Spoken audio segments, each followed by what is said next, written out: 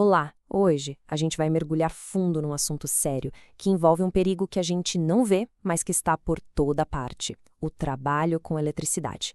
Vamos decifrar juntos a seção 10.6 da NR10, que é basicamente um manual de sobrevivência para quem trabalha com instalações elétricas energizadas. A gente vai entender os limites, quem pode e quem não pode fazer o serviço e quais são as decisões que, no fim do dia, separam um trabalho bem feito de um acidente grave. Isso aqui não é só para cumprir regra, não. É sobre proteger vidas. Bom, nosso caminho vai ser dividido em 6 partes bem importantes. Primeiro, a gente vai entender o perigo invisível, ou seja, onde exatamente o risco começa de verdade. Depois, vamos ver quem tem a chave, a autorização e o treinamento para lidar com esse perigo. Aí, vamos explorar uma exceção controlada, para aquelas tarefas mais simples do dia a dia, e aprender a navegar pelas zonas de risco. Também vamos falar sobre o poder da decisão de parar um serviço, que é algo vital. E, por fim, vamos dar uma olhada em como o futuro e a segurança andam juntos. Vamos lá! Então, por onde a gente começa? Bom, a primeira coisa que a norma faz é desenhar uma linha na areia. Antes de qualquer regra, é preciso ter limites muito claros. Já que a eletricidade é invisível, a NR10 cria essas fronteiras usando algo que a gente pode medir: a tensão elétrica. São esses números que definem se uma tarefa é simples ou se ela é uma operação de alto risco que vai exigir um nível de preparo e de respeito totalmente diferente.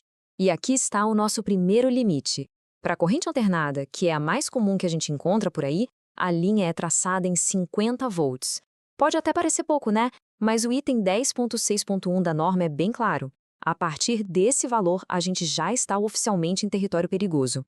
Daqui para frente, todas as regras que a gente vai ver se tornam lei, porque mesmo essa tensão já é mais do que suficiente para causar uma fibrilação no coração e, infelizmente, ser fatal.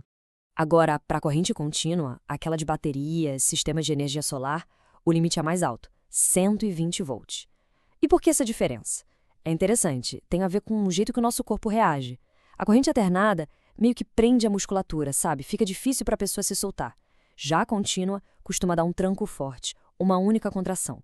De qualquer forma, acima de 120 volts, o risco de queimaduras sérias e outros danos é enorme. Então, os protocolos de segurança são igualmente cruciais.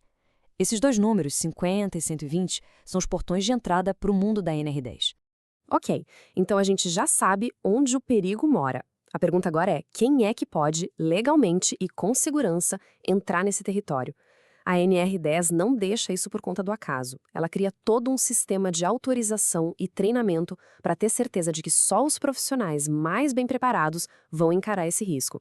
Basicamente, transforma conhecimento e muita prática num verdadeiro escudo de proteção. E aqui está o conceito principal, o trabalhador autorizado. A norma deixa muito claro que não basta ter um diploma de eletricista para sair trabalhando em circuito ligado. Ser autorizado é mais que isso. Significa que a empresa reconhece formalmente que aquele profissional não só sabe a teoria, mas que ele passou por um treinamento prático, específico e muito rigoroso para os riscos que vai encontrar. É como um selo de confiança e de responsabilidade mútua. E como se forma esse profissional? Bom, o item 10.6.1.1 nos dá um mapa. E não é um caminho curto. Primeiro, tem um currículo mínimo de conhecimento, que está lá no anexo 3. É a base de tudo. Depois, uma carga horária mínima, para garantir que deu tempo de absorver a informação. E, por fim, o passo mais crítico de todos: um treinamento de segurança específico com simulações, procedimentos e muito treino no uso de equipamentos de proteção. É um processo completo, do começo ao fim. Mas a norma também tem seu lado pragmático. Ela sabe que nem toda vez que alguém chega perto de um painel elétrico é para fazer um reparo super complexo. Para aquelas tarefas bem simples como ligar ou desligar um disjuntor, seria totalmente impraticável ter que chamar um trabalhador autorizado. E é por isso que a NR10 abre uma exceção controlada para o que ela chama de operações elementares. E a diferença aqui é gigantesca. De um lado, a gente tem a operação elementar, uma ação simples de ligar e desligar, que pode ser feita por qualquer pessoa, contanto que o equipamento esteja perfeito. Do outro lado, a intervenção técnica. Aí a coisa muda. Abrir painel, usar ferramenta, mexer no circuito, isso é território exclusivo do trabalhador autorizado. Saber onde uma termina e a outra começa é a primeira grande barreira contra acidentes.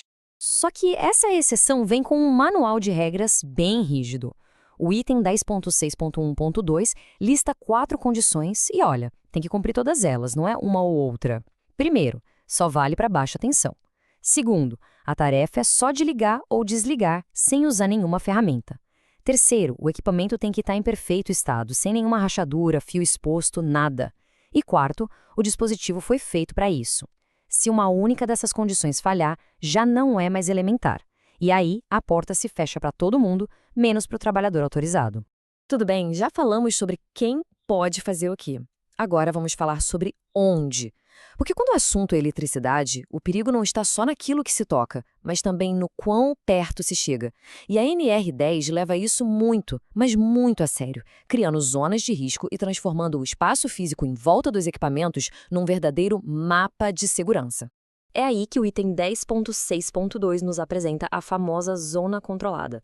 Vamos imaginar que ela é como uma bolha de segurança invisível.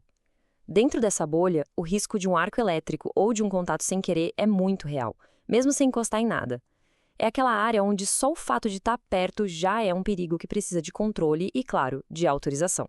Entrar nessa zona não é como passear no parque. O acesso é restrito só para profissionais autorizados mesmo. E o tamanho dessa zona não é um chute não. As dimensões são todas calculadas com base na tensão do sistema, tudo detalhadinho lá no anexo 2 da norma. O objetivo é bem claro: criar uma barreira tanto física quanto de procedimentos para proteger qualquer pessoa de chegar perto demais do perigo. Agora, a gente vai passar das regras e dos procedimentos para um dos elementos mais humanos e essenciais da segurança: a decisão de parar. A NR10 reconhece que nenhum planejamento é a prova de falhas e que muitas vezes a ferramenta mais poderosa de segurança é a autoridade e a responsabilidade de suspender uma tarefa quando o cenário de risco muda de uma hora para outra. O item 10.6.3 é curto e grosso. Ele diz que o serviço tem que ser interrompido na hora se aparecer qualquer coisa que possa colocar alguém em perigo. Repara na palavra iminência. A norma não pede para esperar o acidente acontecer. Ela exige uma atitude proativa no primeiro sinal de que algo vai mal. É uma ordem que coloca a vida acima de qualquer prazo ou cronograma. E o item 10.6.5 reforça isso, colocando o poder e a responsabilidade direto nas mãos do supervisor da equipe. Se aparecer uma condição de risco que não estava no plano, sei lá, um cabo que estragou, uma ferramenta que quebrou, um colega que passou mal, e se isso não pudesse ser resolvido ali na hora, com segurança, o líder não tem opção, ele tem o dever de suspender tudo. É o famoso direito de recusa, mas aqui ele vira uma obrigação pela segurança de todos. Certo, mas na vida real, no dia a dia, o que seria esse tal de risco não previsto? A norma deixa isso meio aberto, então vamos pensar em alguns exemplos práticos que fariam qualquer serviço parar na mesma hora. Imagina uma equipe trabalhando num poste. O dia começou lindo, com sol. De repente, o tempo vira. Nuvens escuras, começa um vento forte, uma chuva. Pronto, o risco de um arco elétrico aumenta drasticamente. A estabilidade do trabalhador lá em cima fica comprometida. Isso é um risco não previsto. A norma manda parar tudo imediatamente, até o tempo firmar e as condições voltarem a ser seguras. Ou pensa nisso aqui. Um eletricista está se preparando para mexer num painel. Ele vai inspecionar a luva isolante dele, como sempre faz, e encontra um furinho, mínimo que seja. Ou o detector de tensão dele não apita no teste. A principal barreira de segurança dele acabou de falhar. É um risco não previsto que não dá para neutralizar na hora. O trabalho para. Só recomeça quando um equipamento novo, testado e seguro estiver na mão dele. Para finalizar, a NR10 não é uma norma engessada, parada no tempo. Ela olha para o futuro. O setor elétrico não para de evoluir, sempre com tecnologia nova, métodos diferentes. E a norma cria um processo bem claro para garantir que a inovação e a segurança andem sempre de mãos dadas. O item 10.6.4 é, basicamente, a regra da inovação segura. Antes de usar uma ferramenta nova ou um procedimento diferente, a empresa precisa, primeiro, fazer uma análise de risco completa. Depois, desenvolver um passo a passo de como o trabalho vai ser feito. E aqui vem o pulo do gato. Toda essa fase de estudo, de planejamento, de teste, tem que ser feita com o circuito desligado. É como se fosse o ensaio geral de uma peça, com toda a segurança.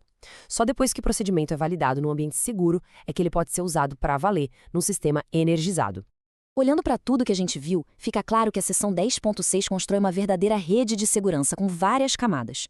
Começa definindo os limites de tensão, depois diz quem pode trabalhar, cria as zonas de proteção, dá o poder de parar o serviço se algo der errado e ainda guia a inovação de um jeito seguro. Não é só uma lista de regras, é um sistema integrado, pensado para gerenciar um perigo que a gente não enxerga, mas que tem consequências enormes. E isso tudo nos leva a uma última reflexão. A NR10 nos dá uma base sólida, um manual incrível. Mas será que cumprir a norma ao pé da letra é o destino final? Ou será que é só o ponto de partida? Porque uma cultura de segurança de verdade vai muito além do papel. Ela está viva nas decisões do dia a dia, na comunicação da equipe e no compromisso de cada um em voltar para casa seguro. A norma nos dá um mapa, mas a jornada, essa é construída por pessoas.